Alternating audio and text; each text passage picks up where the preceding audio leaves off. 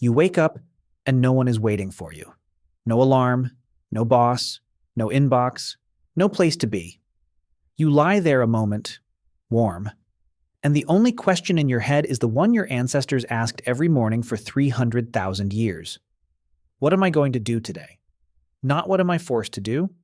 What do I want to do? There is no clock, no calendar, no week, no Monday.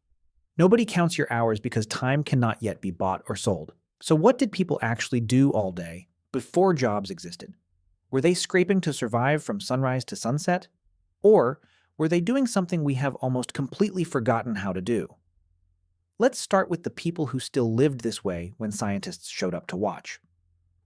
In the 1960s, an anthropologist named Richard Lee moved in with the San people of the Kalahari Desert. He did one simple thing. He timed them. He followed them out to forage and counted the hours. And the number broke a belief people had carried for centuries. 15 hours a week, maybe 20, 2 or 3 days of work. The rest was theirs. Everyone expected a desperate scramble for food, dawn to dusk. That is not what Lee found. He found people sitting in the shade, doing nothing, feeling no guilt at all. But one tribe in one desert is easy to wave away. Except it had a name. In 1972, the anthropologist Marshall Salins gave it one. He called hunter-gatherers the original affluent society. And here is the twist most people miss. He did not mean they were rich. He meant affluence has two doors. You can produce a lot, or you can want almost nothing. Their needs were few. Their tools were simple. The land met their wants without much asking. They were not affluent because they had a lot. They were affluent because there was almost nothing they lacked. But maybe the Kalahari was just generous. It was not. In Tanzania, an anthropologist named Frank Marlowe spent years with the Hadza. Same story. 4 to 6 hours a day getting food. Often less. And here is the detail that surprises people. It was not the hunters who fed the camp. The big hunt fails far more often than it works. It was the women, digging roots, gathering berries, bringing back a steady, boring, reliable flood of calories. The dramatic hunt was the exception. The quiet gathering was the engine, and almost nothing was stored. Whatever you caught that day was shared out and gone by dark. Work today for today. Trust tomorrow to feed itself. No savings, no surplus. And strangely, no fear about either. But owning almost nothing did not mean they had no economy. Theirs ran on gifts. You gave something away. A string of beads. A good knife. Not as a trade, not for a price. You gave it to open a bond. And years later, when a drought hit your camp, you could walk for days to that person and be fed. Your wealth was not a pile of things. It was a web of people who owed you. Anthropologists mapped these gift networks stretching across hundreds of miles. One person might hold dozens of them. That was the savings account. Not grain in a pit. People, scattered over the horizon. But a web like that only holds if no one is allowed to tower over the rest. And nobody was allowed to.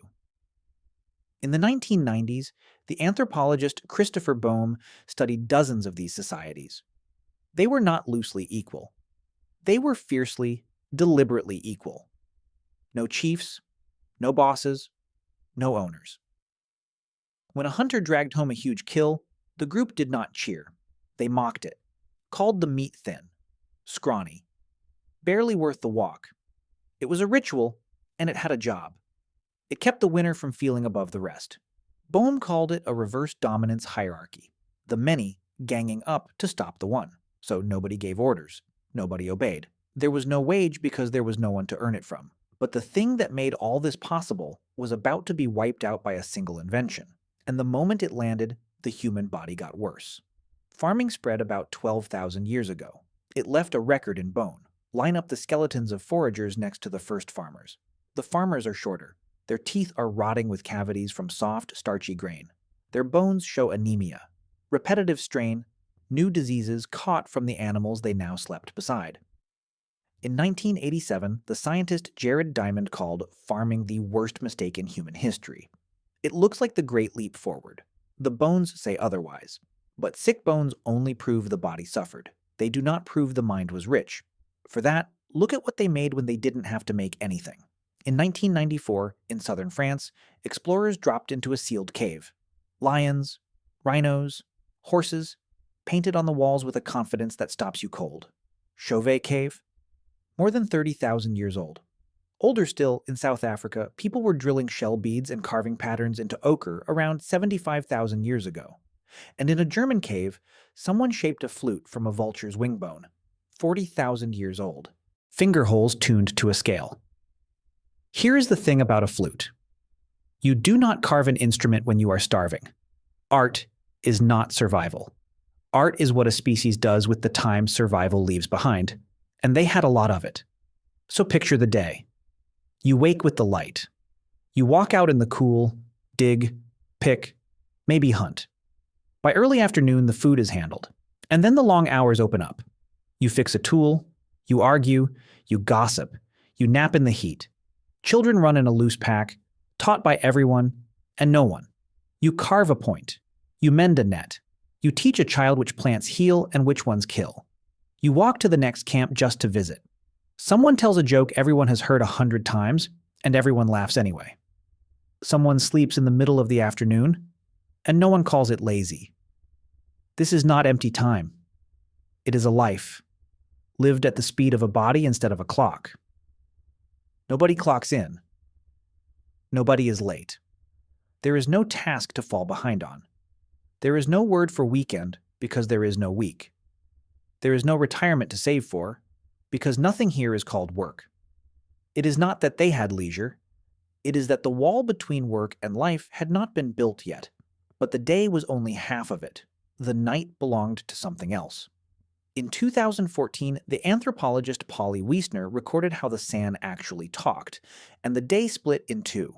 By daylight, 8 in 10 conversations were practical. Complaints, arguments, who owed what, where the food was.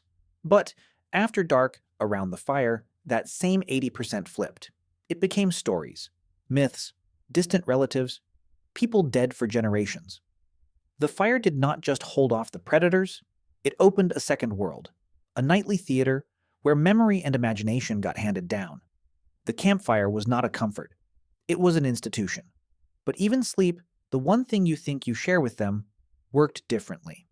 The historian Roger Ekirch found something strange. For most of human history, before electric light, people slept in 2 shifts. A first sleep after dark. Then, a natural waking, an hour or 2 in the dead middle of the night. Then, a second sleep until dawn.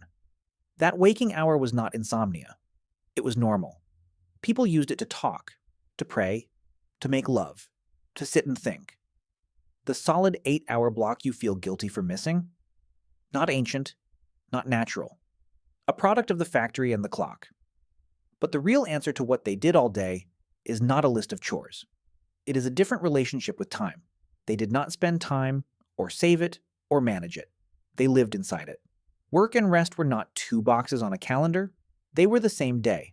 And then farming quietly changed the deal. More food meant more babies. More babies meant more mouths. More mouths meant more food to grow. More land, more storage, more owning, and more hands to organize. That loop is the trap. The job did not free us from survival. The job is what survival became, the day we chained ourselves to the field. So the answer is not one thing. It was working a little and resting a lot. It was digging roots and telling myths. It was mocking the meat so no one grew proud. It was fixing a spear, raising a child in the open, staring into a fire while someone spoke of the dead. It was a life measured in seasons, not schedules. In enough, not in more. You wake up tomorrow and the alarm goes off. The inbox is already full. Someone is waiting for your hours because now your hours have a price. Your ancestors would not understand the deal you made. You gave away the one thing they had the most of, and you are still every single morning asking their question, what am I going to do today? You just don't get to answer it anymore.